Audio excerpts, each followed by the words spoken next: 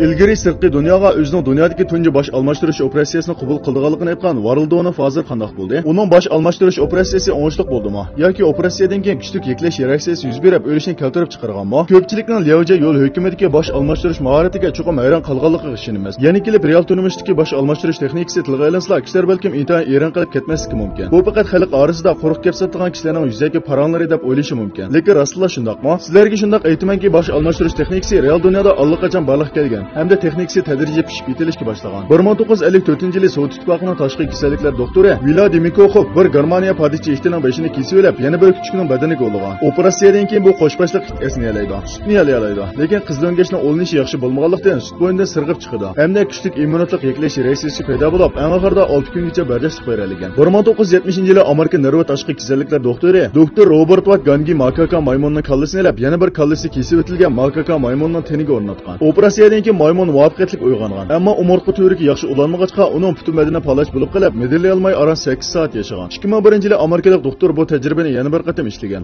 Maymunmi muvaffaqiyatli holda hayot qilgan. U ko'zini ochib yemekliklarni purab, yemekliklarni tetib qolgan bo'lib, butun badan a'zolari normal yurishgan edi. Lekin umurtqa to'riki tutishib ketish masalasi tufaylidan uning badani izchil palachalab tushib qolgan. Amaliyotda bosh almashtirish operatsiyasida ikki cho'ng qiyin masala mavjud bo'lib, ayrim-ayrim holda immunogenik yeklash reaksiyasi va markaziy nerv sistemasini ulash masalasi. Lekin dunyoni 100 yil qiyin ahvolga tushirib qo'ygan ikki cho'ng qiyin masala oxirida butun dunyodagi mutaxassislar kollektivi tomonidan hal qilindi. Shunga nazariya jihatdan aytganda bosh almashtirish operatsiyasida hozirgacha hech qanday to'salg'i mavjud emas. 90-yillarda Amerika immunitni tormozlaydigan dorilarni tadqiq qilib yasab chiqib, yeklash reaksiyasida muvaffaqiyatli saqlandi. Nerv qiyinchiligiga taqobil turish masalasimi Italiya nerv ilmi olimi Sergio Canavillo bilan Xarbin tibbiy universiteti qarmoqdagi 2-doktorxona tashqi kasalliklar bo'limining mudiri Renshaponing qo'lida nihoyat yaxshi hal qilindi. Ular yangi bir xil biologiyaning shilimini kashf qildi. Bu orqali ikki bo'g'imning umurtqasini mukammal birlashtirgil bo'ladi. 2015-yili bu ikki mutaxassis birlashib, ikki yil ichida Jungo chegarasi ichida tunji qatim odam beshini almashtirish operatsiyasini tamomlamoqchi bo'lgan. Ham operatsiya qildirgan bemorning rossiyalik kompyuter olimi Voldenov ekanligini jakarlagan. Chunki u Xonfanning muskul egilash kasaliga giribtor bo'lgan bo'lib, palach bo'lib qolgan edi.